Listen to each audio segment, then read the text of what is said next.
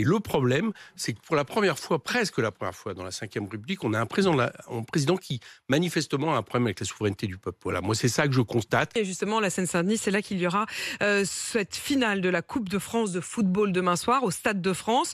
Emmanuel Macron a prévu de s'y rendre, vous aussi. Oui, parce que moi je suis député de la circonscription, donc il vient C'est chez chez moi vous. quelque part. Il vient chez vous. Est-ce que vous allez l'accueillir avec des cartons rouges? En tout cas, je crois qu'il y a beaucoup de manifestants qui s'apprêtent à le faire, ce qui était prévisible. Un peu comme ça s'est passé avec d'autres présidents de la République par le passé qui avaient des taux de popularité très faibles. Et là où Macron va dans le pays, eh bien, les gens veulent lui signifier qu'il ne les a pas entendus.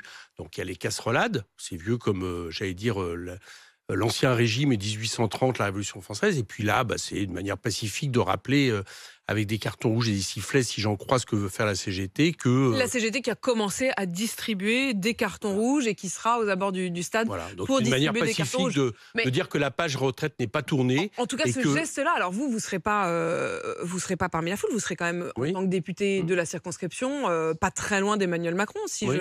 Avec le cœur, j'aurai le carton rouge. Je ne sais pas ce que je ferai par rapport à ça, si j'en aurai un ou pas, mais avec le cœur, je serai avec ceux Pourquoi? qui... Parce que vous hésitez, vous vous dites un élu qui brandit le carton rouge, c'est peut-être pas mon rôle? C'est pas ça, je suis dans la tribune présidentielle, donc je verrai, selon les circonstances, je verrai ce que je ferai. Enfin, vous pas en ça aurez le plus un dans la important. poche et Ce qui est vous le verrez plus pas si vous le important, c'est que je sortez. peux vous dire J'ai que je bien serai compris. solidaire avec ceux qui veulent exprimer à Emmanuel Macron de manière pacifique que non, la page des retraites n'est pas tournée et qu'ils contestent une réforme qui s'impose à la majorité du pays.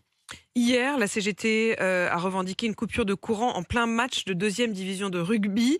C'était à Agen. Est-ce que c'est pas dangereux s'il se passait la même chose au Stade de France? Il y a quand même 80 000 personnes réunies dans le Stade de France. Non, c'est pas dangereux. Je vous fais remarquer qu'il fait jour assez tardivement. Non, n'exagérons pas. On va nous dire maintenant que tout est danger. D'abord, c'est des coupures symboliques extrêmement rapides. Bon, ça a duré quand même une grosse vingtaine de minutes hier à Agen. Pour rappeler, il y a déjà eu des coupures d'électricité sur des terrains de foot sans que ça pose de problème. Et pour rappeler que sans travailleurs, il n'y a pas d'électricité dans ce pays. Donc, il serait peut-être bien d'arrêter de penser qu'on doit les faire travailler toujours plus, souvent en gagnant moins, et que, après tout, les choses ne se produisent pas de manière naturelle. En tout cas, ça ne vous choquerait pas. Donc, ça non, ne vous ça ne me choquerait choque pas que les militants CGT, que les adhérents de la CGT coupent le courant du Stade de France. Vous savez, maintenant, on a des choses qui nous choquent aujourd'hui, alors que quand j'étais jeune, il y avait souvent des grèves d'électricité qui duraient plus longtemps et ça faisait pas des scandales. Donc maintenant, c'est symbolique. C'est par rapport à des événements où la question de la sécurité n'est pas posée.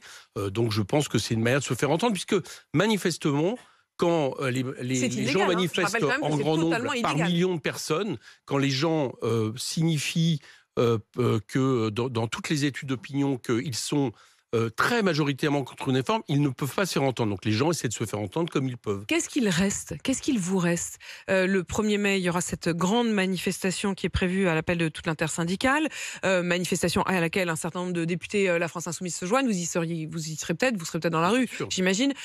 Mais qu'est-ce que vous pouvez encore espérer? La loi, elle a été promulguée, elle va être appliquée. Qu'est-ce qui vous reste? Elle va être appliquée, on verra bien ce qu'il en sera. Vous savez que il y a l'exemple du CPE, où Jacques Chirac avait fini par entendre, par entendre la souveraineté du peuple. Elle avait été adoptée, mais pas promulguée. Là, il l'a déjà promulguée, Emmanuel Macron. Il va y avoir d'autres événements, notamment, par exemple, début juin, nous défendons une proposition de loi, je l'ai co-signée, qui est proposée dans la niche du groupe Lyot, qui est un groupe... le groupe de Charles de Courson. Le Charles de Courson. Qui est désormais bien identifié. Voilà, on verra bien s'il passe. S'il passe, ça pourrait ouvrir une nouvelle voie politique, parce que ça montrerait, ça confirmerait que cette loi est minoritaire à l'Assemblée. Donc il y aura d'autres épisodes. Mais quoi qu'il en soit, il est normal que jusqu'au bout, les gens veuillent faire entendre ce qui remonte de la majorité de notre population. Et le problème, c'est que pour la première fois, presque la première fois dans la Ve République, on a un président qui manifestement a un problème avec la souveraineté du peuple. Voilà, moi c'est ça que je constate. L'Assemblée est contre, il passe outre, il impose sa loi sans vote.